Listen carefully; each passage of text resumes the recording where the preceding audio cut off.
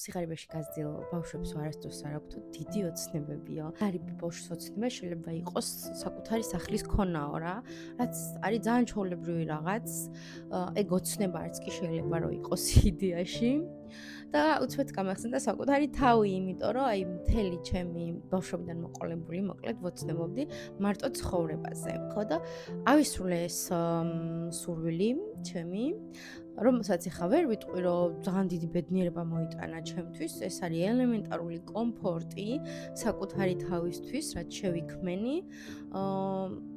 და უცბად აი ეს სურვილი რო ავისრულე რაღაცნაირად თითქოს მე დავკარგე мотиваცია სხვა რაღაცეებისთვის, იმიტომ რომ აი უცბად დავფიქრდი და მეტი არაფერი არ მინდა,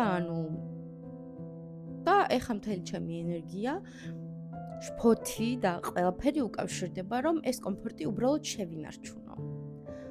და მთელი ჩემი გონება მთელი დღის განმავლობაში ფიქრობს ამაზე, რომ აი ეს არ დავკარგო უბრალოდ, აი ეს კომფორტი არ დავკარგო იმის მაგივრად, რომ კონცენტრირდეს შემდეგ ნაბიჯებზე, რომ აი ეს შევისრულე. კაი, ეხლა მოდი სხვა რაღაც გავაკეთოთ, სხვა რაღაც მივაღწიოთ, სხვა რაღაც იყოს ჩვენი ოცნება.